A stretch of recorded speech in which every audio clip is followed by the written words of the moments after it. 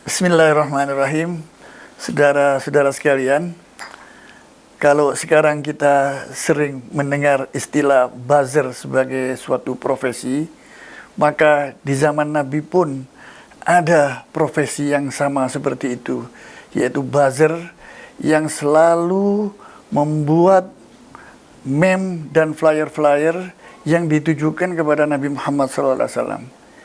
Isinya apalagi kalau bukan hinaan, cercaan, dan hasutan untuk mengusir Nabi Muhammad SAW. Pada saat sang Nabi menerima wahyu dari Allah Subhanahu wa Ta'ala, semakin gencar dan produktiflah yang namanya Ka'ab bin Zuhair ini selaku seorang buzzer dengan syair-syairnya yang memukau. Dibuatlah flyer dan meme yang dipasang di tengah-tengah pasar, kemudian di batu-batu, di pelepah-pelepah, digantung di tempat-tempat yang strategis untuk mempengaruhi warga Makkah agar menolak misi Nabi Muhammad SAW. Sampai akhirnya klimak daripada perbuatan Ka'ab bin Zuhair dan kawan-kawan ini, Nabi berhijrah ke Madinah. Ketika Nabi berhijrah ke Madinah pun mereka tak mengurangi kegiatan untuk mencerca, menghina, kemudian mendegradasi risalah Nabi Muhammad SAW itu. Mereka memprovokasi warga Makkah untuk melakukan perlawanan dan pengejaran kepada Nabi Muhammad SAW. Oleh karena itu kemudian gara-gara buzzer yang satu ini dan kawan-kawannya terjadilah peperangan-peperangan antara lain Perang Badar, Perang Uhud, Perang Khandaq yang melibatkan ribuan pasukan untuk memerangi Nabi Muhammad SAW dan segelintir para sahabatnya ketika itu. Puncaknya adalah ketika mereka sudah lelah dan sudah tidak memiliki kekuatan apapun lagi, walaupun sudah menggunakan bantuan dari Bizantium, maka mereka kembali ke Mekah dengan kekalahan. Nah, pada saat itulah Nabi Muhammad ketika bersama sahabat, bersama pasukan sudah kuat, lalu melakukan perjalanan pertama kali untuk pulang ke kampung halaman, yaitu ke Mekah. Peristiwa itu dicatat dalam sejarah sebagai Fathu Makkah, pembukaan kembali kota Makkah dari kekuasaan atau hegemoni orang-orang kufar Quraisy yang ada di Makkah. Rupanya mereka mendengar Nabi akan datang bersama pasukan. Mereka semula mengira akan menumpas habis sebagai balas dendam atas ulah buzzer-buzzer yang menimbulkan peperangan-peperangan seperti yang saya sebutkan tadi, Perang Badar, Perang Uhud, dan Perang Khandaq itu. Sebagian besar mereka itu lari menuju ke daratan Afrika. Sebagian lainnya lari ke negeri Syam. Ada satu yang belum sempat melarikan diri, yaitu Ka'ab bin Zuhair, yaitu otaknya buzzer yang menyebabkan timbulnya peperangan dan fitnah-fitnah yang lain itu terhadap Nabi Muhammad SAW. Untungnya Ka'ab bin Zuhair itu punya saudara sepupu namanya Bujair. Bujair bertemu dengan Ka'ab bin Zuhair yang siap-siap akan hengkang menuju ke Syam mungkin. Tapi dicegah oleh Bujair. Wahai Ka'ab bin Zuhair, kau jangan lari. Lari dari apa? Nah, Muhammad pasti akan membalas dendam. Tidak mungkin Muhammad akan membalas dendam. Muhammad datang ke Mekah menyebarkan kedamaian. Beliau mengatakan, Al-yawm yawmul marhamah, Al-yawm tukshal Ka'bah. Hari ini hari kasih sayang. Hari ini tidak ada balas dendam. Idhabu antumut tulaqo. Pergi kamu bebas tanpa syarat. Mendengar ini terkesimalah yang namanya buzzer Ka'ab bin Zuhair ini. Dia akhirnya tercenung sejenak, iya benar juga nih, saya harus menyelamatkan diri, tapi buat apa saya lari? Tapi kemudian ternyata orang ini tidak memburu saya. Bertemulah Ka'ab bin Zuhair melalui jasa saudara sepupunya yaitu Bujair dengan Nabi besar Muhammad SAW.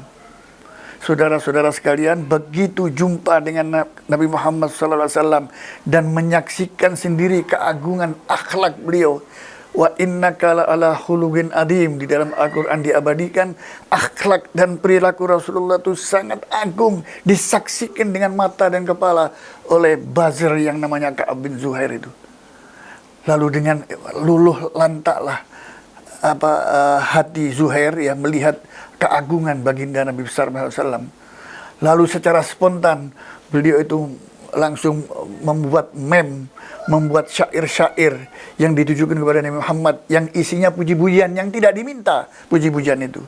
Rasulullah tersenyum melihat ini, kemudian menghadiahkan dari jasanya Ka'ab bin Zuhair, memberikan flyer tentang keagungan, menggambarkan tentang keagungan akhlak Rasulullah SAW secara faktual yang disaksikannya sendiri itu. Melihat ini semakin kagum Zuhair, menerima hadiah sehelai kain hitam, yang kain hitam itu dinamakan burdah. Demikianlah akhirnya kata burdah itu digunakan oleh Imam Busiri dalam kitab Al-Burdah, itu berisi Al-Madaih An-Nabawiyah, puji-pujian kepada Nabi besar Muhammad SAW. Itulah sejarahnya nama yang kemudian dipakai Imam Busiri itu. Saudara-saudara sekalian, apa hikmah yang bisa kita ambil dari sini? Yang bisa kita ambil dari sini ada betapapun melampaui batas seorang bazir itu. Apabila Allah sudah memberikan petunjuk, akan kembali ke jalan Allah. Apabila bertobat, akan kembali ke jalan Allah dan menjadi orang lebih baik mungkin dari kita apabila mendapat petunjuk dari Allah. Karena Allah sendiri berjanji, innal hasanat yudhibnas sayyiat, sesungguhnya kebaikan itu akan melunturkan kejahatan, diganti dengan kebaikan. Inilah kemurahan Allah SWT kepada kita. Berbeda kita bersalah kepada sesama manusia dalam hubungan hablun minan nas.